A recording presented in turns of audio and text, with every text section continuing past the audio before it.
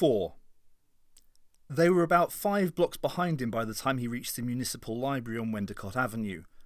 They'd been chasing Bobby Prescott for half an hour now, and his batteries were running low. He used the last of the power to put on a burst of speed as he came round the corner by the mall, past Smart Software and McRae's drugstore. Even now, Bobby Prescott felt something as he passed McRae's. He snatched a glance back. The streets were still clear. He looked around, taking in the familiar neighbourhood terrain. He found himself unconsciously trying not to look at McRae's, so he forced himself to stare at the place. He was passing near an outside corner of the mall, facing Wendicott. McRae's was ahead and to the left.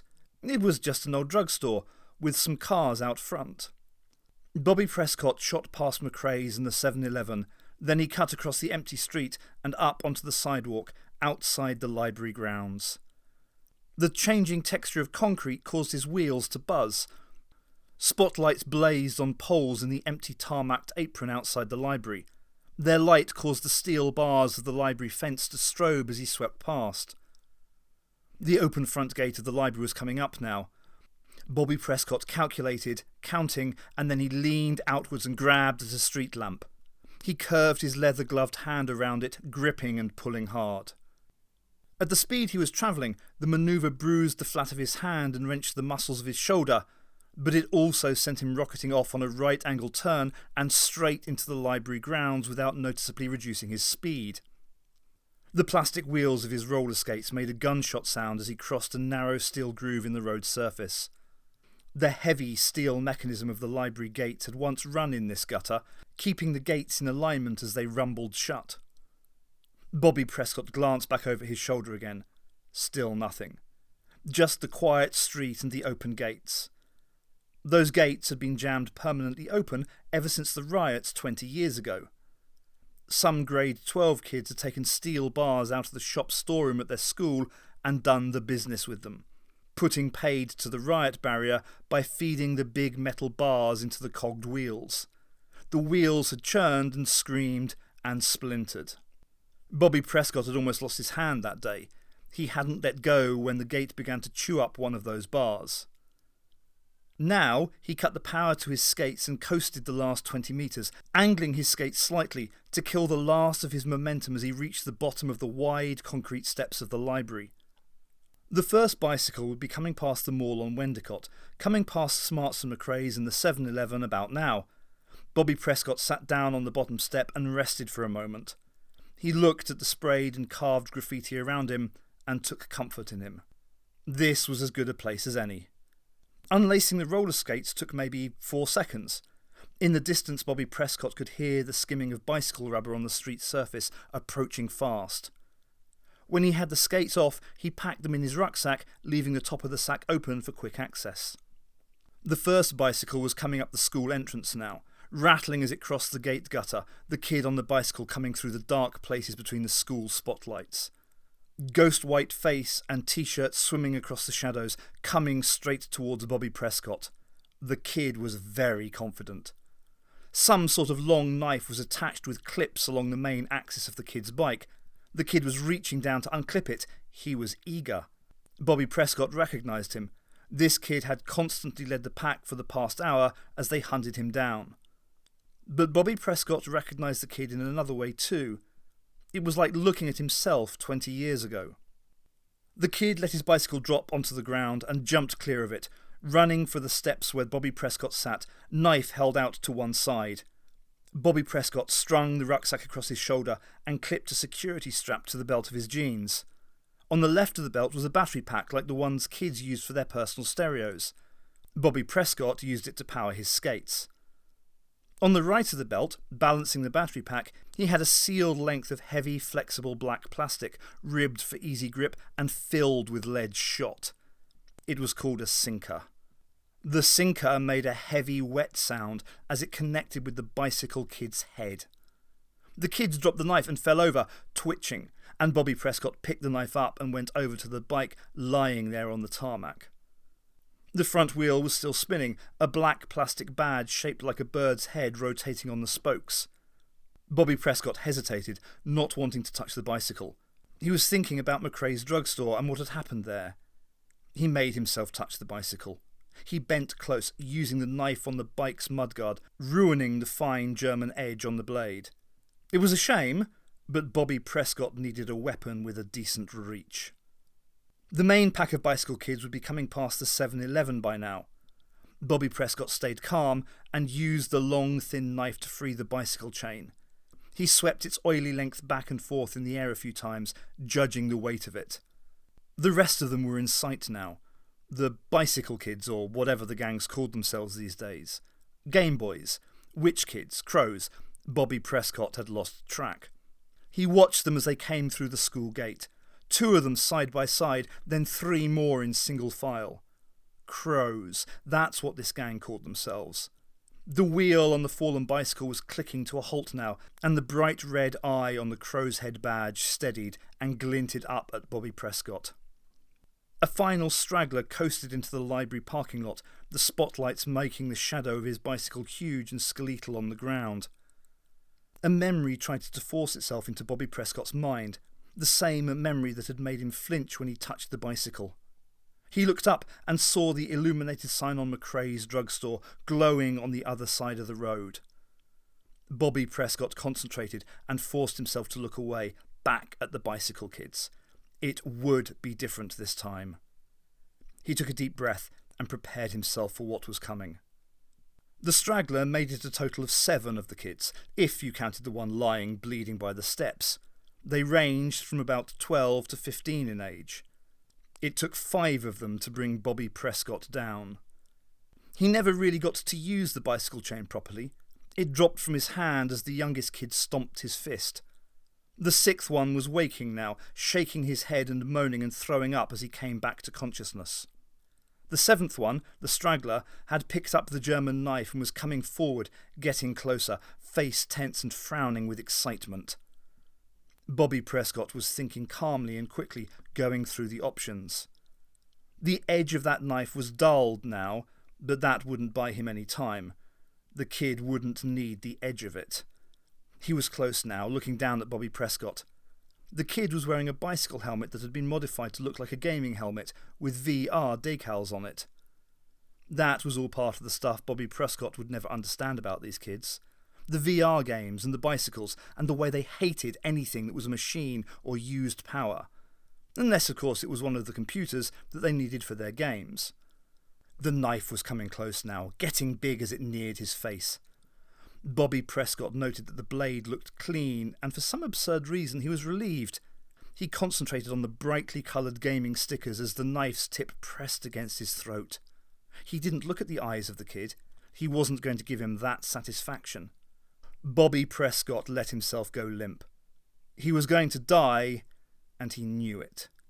He felt the fear starting in him, but it was just his body, glands feeding the bloodstream. He felt the fear starting in him, but it was just his body, glands feeding the bloodstream. Just the animal in him. Bobby Prescott had to put that animal down. Bobby Prescott had been fighting on the streets for nearly 30 years. He had used a knife himself. He had killed people himself. Now there was one last fight for him to carry out. Not against the kids who held him. They were young and strong, sweating with excitement. There was no victory there. But Bobby Prescott was going to have a victory. He was going to win a last fight. He readied himself to confront the fear. He began to fight the fear. He could feel himself winning already. The kid was close now, freckles on his pale face, a ring of acne around his mouth, little wispy moustache. The knife was beginning to enter Bobby Prescott's throat, but all he felt was a warm flash of pleasure. He'd applied his willpower, and he already knew that he was going to win. His breathing was beginning to ease already, and his body, pressed against the hard edges of the library steps, eased too. He relaxed, drifted away. The fear flared one last time. Died. Now, Bobby Prescott wasn't afraid of anything. He was grinning with satisfaction as the tip of the knife slowly cut into him. The kid holding the knife getting excited but beginning to get into it, his hand steady. He was going to really go for it any second and drive the blade right in. Bobby Prescott just grinned up at the kid as the kid began to kill him. "That's enough," said the small man.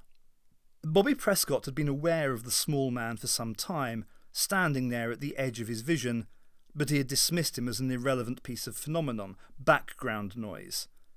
The important thing had been Bobby Prescott's last fight. But now the kids holding him were loosening their grip, letting go at the man's command. Bobby Prescott's concentration began to unlock. His mind began to come back from the death place he'd prepared for it. The knife was moving away from him, coming back out of his throat, blood on the tip of it, the kid's hand still tight around the handle, reluctant, but moving. Bobby Prescott began to let himself think again. His memory unfroze, and he could remember that the small man had come out of the glass doors and down the steps towards them. He had come out of the library, just a small man holding a big black envelope in one hand. And now he was giving them orders, the kids, the crows, giving them orders and moving his hands, the envelope jabbing as he spoke. And the kids, the little animals with their bicycles and their helmets and knives, were obeying him. The smell of the books hit Bobby Prescott even before his eyes adjusted to the darkness. "I'm afraid the lights are dead in here," said the small man, walking somewhere in the shadows just in front of him. "They're dead everywhere in the library. They have been for a long time," said Bobby Prescott. "Years, ever since the big riots." He could see now. There was enough light coming in from the tall library windows to make out the wreckage of the front desks, the shelves which had once held the latest magazines, the disemboweled, overturned shape of a Xerox machine. But Bobby Prescott could have closed his eyes and still found his way through here. The smell of the books brought it all back to him. He remembered the first time he'd ever come into this library, with the man he'd called Uncle Max. Uncle Max was there on business, looking up something to do with human anatomy, and he'd let Bobby wander off. The little boy had seen a book on a shelf, too high for him to reach, and a lady, one of the librarians, had fetched it down for him. It was the first book Bobby Prescott ever read. He couldn't remember the title, but he could still close his eyes and see the cover, and he could tell you the story. "How's your neck?" Bobby Prescott felt a flash of irritation. He had forgotten about the wound. It was only a small cut, but now that the little man had reminded him about it, it began to sting like a bitch. He licked his fingers and rubbed saliva into the wound. "It'll heal clean," said Bobby Prescott. "Why did they take off like that? The kids, the crows, they just upped and left when you asked them to." "That's because I'm paying them," said the doctor. "Paying them?" Bobby Prescott looked at the blood on his fingers. He wiped it off on his leather jacket. "To find you and pursue you. To bring you here. You see, I wanted to talk with you," said the doctor. The doctor? Bobby Prescott felt a cold feeling beginning low down on his spine and moving up. "They weren't supposed to hurt you," the doctor was saying. Bobby Prescott recognized the symptoms of fear starting. He fought back immediately and brutally. He blocked the fear before it started. It was easy. It was nothing compared to the knife going into his throat on the steps. Feeling the fear wither away like that gave Bobby Prescott his confidence back. His mind was clear and strong. The little man was just a little man. He wasn't called the doctor. That was a random thought that had passed through Bobby Prescott's mind. But Bobby Prescott had firm control over his own mind. He banished the random thought. "I'm sorry they went that far with the knife," said the doctor, not the doctor. The little man. He was shrugging. "That's the problem with plans. They tend to take on a life of their own. People tend to get hurt."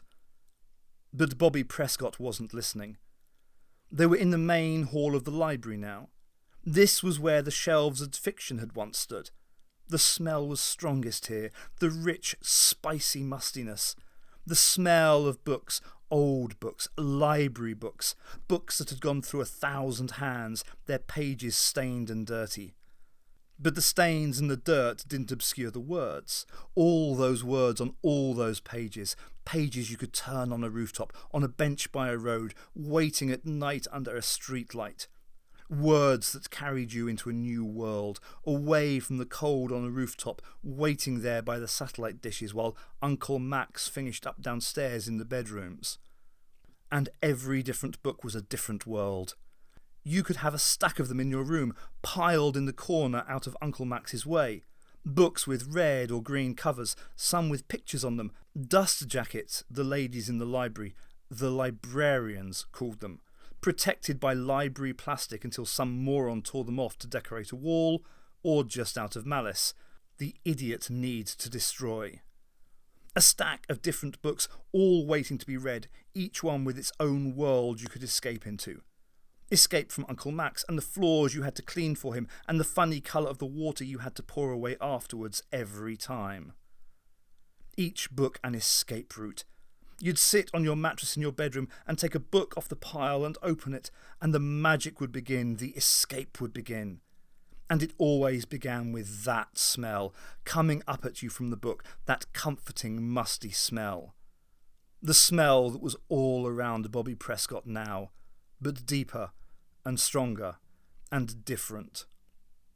Stronger because there were thousands of books all around him now, lying open where they fell, the dampness making the smell stronger. It was a friendly smell, but the dampness that swelled the pages was obliterating the words, wiping them out the way the stains of a million hands never could. Different because Bobby Prescott still believed he could smell the charred smell, the choking smell, the book-burning smell. "You want to talk to me?" said Bobby Prescott softly, looking at the small man. They stood in one of the avenues formed when the tall bookshelves were overturned, smashing into each other with the anvil noise of the colliding metal shelf frames. Bobby Prescott remembered the thunder as the books tumbled and spilled, raining down bruisingly hard on his head and chest as he ran through the collapsing aisles. It was like being in a city of book buildings while it was toppling in an earthquake. Now they stood in the dark, quiet aftermath, soaked with years of rain drainage from the torn roof. There were low hills of books all around them, the tilted empty skeletons of the shelves leaning against the high library windows, the colourless moonlight and the candy-coloured mall neon coming through behind them. The small man had walked deeper into the maze of tilted shelves and piled books. He was a small figure already, moving away in the streaks of neon and moonlight in the big dim space of the library. "Let's talk," said Bobby Prescott, following him, moving fast, catching up. He was about an arm's length away from the doctor when the doctor, the small man, turned and said, "Destruction of the temples. Time for a new god. They always do this, the killing and the violence. It seems to be a necessary part of the process for them." "Tell me." The little man swung around and stared up at Bobby Prescott. You couldn't see the man's eyes in the darkness, just the pale shape of his face and dark shadows under the brows. "Don't you sense any of that?" said the little man. "Don't you feel it around you in places like this?" He moved impatiently away from where Bobby Prescott was standing, further into the dark aisles. They were in the centre of the library floor now. The centre of the building had been designed like a broad well shaft.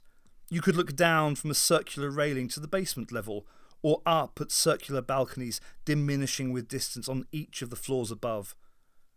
A bright oblong of moonlight came through the burst skylight at the top of the shaft, lighting up a section of wall. On the chalk-white surface, you could see a bold, dark scrawl of spray-painted graffiti stretching for metres above the wreckage of the library. "What's the point? We can't read anyway." "That was sprayed up there during the riots," said Bobby Prescott, "when this place finally got it. Like the library at Alexandria. You heard of that?" "Yes," said the man. "They burnt that one too. But look up there. Notice anything?" The little man stood waiting, silently staring up above the dark well of the library basement. Bobby Prescott couldn't tell if he was listening or not. "Whoever sprayed that up there got the punctuation absolutely right," said Bobby Prescott. "They put the apostrophes where they're supposed to go. The bastard could write, and that means they could read. They understood what all this meant." Bobby Prescott turned to one of the piles that peaked halfway to the ceiling and sloped down into scattered volumes, individual books, one almost touching his foot. He picked it up. "They knew what it meant, and they still helped destroy it." Bobby Prescott's voice was thick with emotion. He could hear himself getting louder. "So of course I know what you mean," he was shouting now, and at last the little man was turning around, looking at him, paying attention to him. "You mean this place is like a church," said Bobby Prescott, letting his voice go quiet again. "And now the church is dead because the religion is dead." He let the book drop out of his hand. He'd checked. It was quite unsalvageable. "It was killed by people who didn't believe in God." "Do you believe in gods, Bobby?" "My God was books." Bobby closed in on the little man. "Books I could escape into. Books that were doorways into other worlds for me. You know about those kind of doorways?" "Yes." "Like going through that wardrobe into Narnia, right? I started reading those books when I was 4. I learned fast. They said I was something special, the librarians. They taught me in their own time, in their lunch hours. That was one of the first books I went through, that wardrobe. I found The Lion and the Witch." Bobby Prescott leaned in close to the doctor, his breath warm on the doctor's face. "I rode on the quest for the Rings of Power. I went out into the desert with Kit and Tunna and Port. I've stayed in a house in England called Howard's End. It had a roof that kept the rain off my head, even when there wasn't a real roof and the real rain was soaking me to the skin. Do you understand?" The doctor nodded. "I've been down every corridor in Gormenghast. I've been on the road with Dean Moriarty. I waited for a quiet American called Pyle in the Rue Catinat in Saigon. I was with Dylan and the kid when they killed Eddie Coyle after the hockey game. I went up to the castle with Kay. There was snow coming down on us." Bobby Prescott looked up at the ruined library rising around him, beyond the balconies of the dark building well. 1,000,000 books, burned, torn, destroyed. The survivors dying now. Books died just like people. They died when they finally lost a critical amount of information. Pages torn out or obliterated by the dirty rainwater. When a book ceased to be legible, when it lost so much information that its ideas could no longer be transmitted, the book died. Bobby Prescott felt like a child again, sad and alone, standing in the silent heart of a mass graveyard. He looked at the ruined books all around him. He'd rescued as many as he could, carrying bags of books home right under the noses of the librarians. They'd known. They'd switched off the alarm system when he went through. They knew the trouble was coming. Everybody did. Bobby Prescott had been there the day the balloon went up, the day the rioting began. One of the pitifully few, a thin line standing against the hordes, illiterate and literacy-hating, streaming in through the gates, shouting in their eagerness to kill. And it wasn't even people they wanted to kill. It was the books and the ideas in them, ideas that could live almost forever if the books were cherished. The front wave of rioters had hit them, and Bobby Prescott had begun to swing his baseball bat. He had felt a wild joy matched at no other time in his young life. He had always dreamed of smashing these ignorant, computer-blunted faces.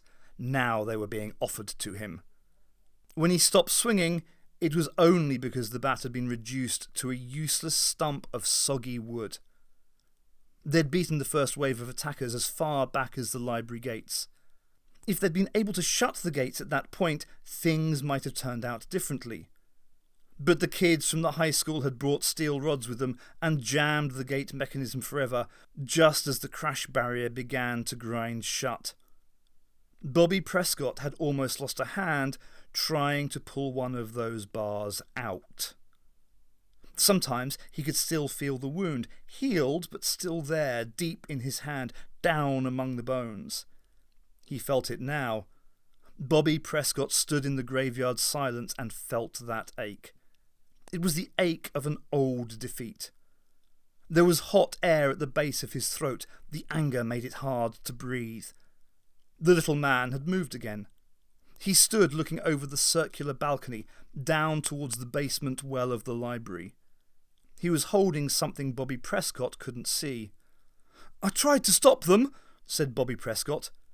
He was moving towards the little man, moving quietly. I tried to stop them, but I didn't manage it. The little man turned, and Bobby Prescott could see what he was holding now. A pad of paper, the top sheet blank and white in the moonlight. Out of his pocket he took a pencil, and he began writing on the pad. Bobby Prescott hesitated, watching him. No, he wasn't writing. The motions of his hand were too fast and sweeping. He was drawing something. Bobby Prescott, why were you here? Asked the little man. When the riots were on, said Bobby Prescott, I was here because I wanted to save the books. How did you intend to do that? Stopping the kids. Have you stopped a lot of kids? They're little animals. The only time they read a word is when it's on some computer screen. That's the way I imagine them, in their safe little homes, in their warm little bedrooms with the computers their mum and dad bought for them. They've got the light from the screen on their faces, and their little lips are moving as they struggle to get through a few words and onto the next game. Bobby Prescott sighed. But that's not really a realistic image. Most of them can't even read that much. They have to have pictures on their screens. Why do you kill them, do you suppose, Bobby Prescott? Who cares? Could it just be because they're different? Bobby Prescott was tired of listening to the man. He began to look around for something suitably long and heavy. Or maybe he'd just use his hands. He didn't hurry as he followed the little man around the circular balcony, the man concentrating on his sketch. You want to know who's different? Said Bobby Prescott. I'm different. Out on the steps with those kids? They were fixing to kill me. I know. I'm sorry about that. They got a little carried away. They had a knife already going into my throat. I should have lost it right about then. You ever seen anybody die? The small man frowned. Yes. I don't mean die in bed when they're 60. I mean die in the street when they're young and think they're going to live forever. Kids always think they're going to live forever, Bobby Prescott smiled. I've seen quite a few like that. And they always beg or scream or just go out of their minds. They all totally lose it in some way. But not me. Not on those steps. I felt it coming. Fear. And I stopped it. You're damn right I'm different. I'm strong. I am the iron that has been strengthened in the fire. That was my childhood, man. Now the little man looked up from his sketching. He looked into Bobby Prescott's face. My childhood, said Bobby Prescott softly. That was the fire, all right. You wouldn't want to know about my childhood. No, agreed the little man. It was too dark to see any expression on his face. But that was the fire, and I was forged in the fire. It only made me stronger. I am privileged because I am strong. I am special because I am strong. You are damned right I'm different. He was close to the little man now, right on top of him. I can control my fear. It's just an enemy, and I overcome it. The little man seemed to have stopped sketching. He was still concentrating on the pad of paper, the drawing he had just made. He wasn't looking up. But Bobby Prescott didn't mind. He'd do it to him anyway. I'm not afraid, said Bobby Prescott, closing in. If you're afraid, you're an animal, and it's okay to kill animals. Bobby Prescott, do I look afraid? Said the doctor. He looked up, and then he showed Bobby Prescott his drawing. And then the fear hit Bobby Prescott like a freight train. That's all. Bobby Prescott wasn't sure that the doctor had heard him. He cleared his throat and said it again. That's all. The moon was gone now. Only the street light and the mall neon coming through the library windows. They were by the front desk of the library again, near the main entrance. Bobby Prescott was sitting cross-legged on the floor, keeping some distance away from the doctor, as far away as he could, and still make himself heard. Is that all you wanted to know? Can I go now, man? The little man was silhouetted in the window light, sitting perched on the ruined Xerox machine in the centre of the big foyer. The librarians had tried to drag it across the floor of the entrance hall and barricade the main doorway with it. They'd got about halfway. Bobby Prescott stood up and moved around, stretching his legs. He had almost stopped shaking now. Talking to the little man had allowed Bobby Prescott to calm down a bit, get himself back together a bit. He walked to ease the cramp in his legs and to feel some sense of control over himself again. He didn't walk towards the small man, though. He looked out the front window, up at the sky. He was trying to see the moon, trying to work out what the time was. How long had they been talking? His voice was hoarse. He cleared his throat and stared through the window, looking down from the clouds. Then he saw McRae's drugstore across the street, and the sight of it started him shaking again. He had trouble walking back to the long library desk and trouble sitting down in front of it again. He looked away from the windows. The little man was still sitting on the Xerox machine, still saying nothing, but making notes. "Come on, let me go, man," said Bobby Prescott, and now his voice was shaking too. "That's all I know. They took it away a month ago, out of the country. I last heard that they had it on this island in Turkey. They're guarding it. They've got a lot of weaponry." "I see," said the doctor, and stopped writing. He had been making notes all the time Bobby Prescott had been talking. Occasionally he'd asked a question, but not often. "But that's not the thing to worry about. It's what they've got, what they're protecting. That's what you should be worrying about." "But that's exactly what I'm after, Bobby." "What do you mean, after?" Bobby Prescott didn't like the sound of his own voice. It was so hoarse it was getting a kind of whiny sound to it. "I want it." "What would anyone want with that?" said Bobby Prescott. He couldn't help it. The whiny note in his voice was getting worse. It was a familiar kind of sound. He'd heard it from enough kids, the Game Boys and the bicycle gangers, after they were cornered and while they were still trying to sound tough. "Maybe I'd like it for my toy box," said the doctor. He put his pen away and carefully tore the pages off his notepad and put them in the black envelope he was carrying. He was off the Xerox machine, jumping down and striding across the floor. The movement was so fast and unexpected that Bobby Prescott flinched, jerking back. The doctor was right on top of him, standing over him now. Bobby Prescott scooted back, dragging his ass back across the cold library floor. He crashed into the library checkout desks, snapping his head back onto a steel handrail. He blinked with pain. When he opened his eyes, the doctor was bent down over him, leaning close. He was holding the black envelope. He licked it and sealed it. Then he smiled at Bobby through thin, uneven teeth.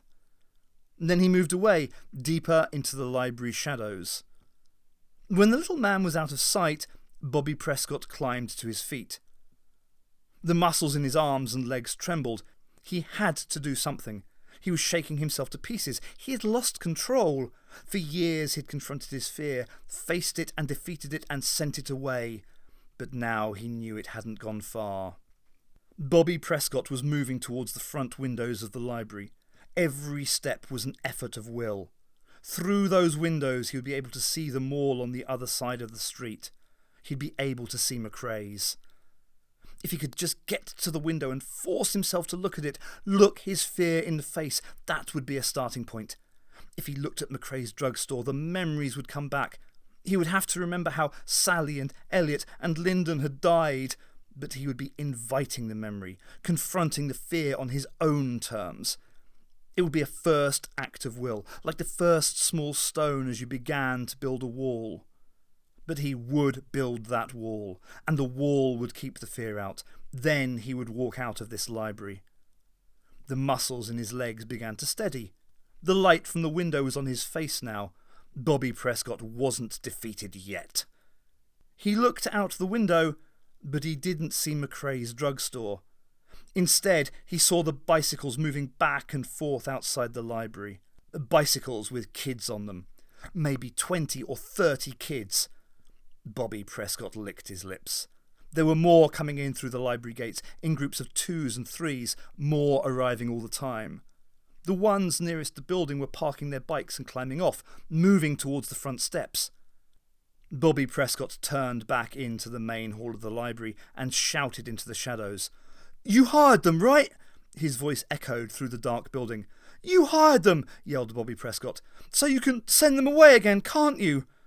He stood by the windows, legs shaking again, worse than ever, facing back into the heart of the library.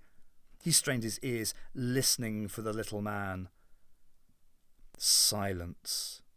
Silence in the deep shadows of the aisles, silence at the main desk and on the balconies and around the tumbled magazine racks. Then a small sound. Not coming from inside, coming from outside. Feet. Walking. A lot of feet. Coming up the front steps of the library.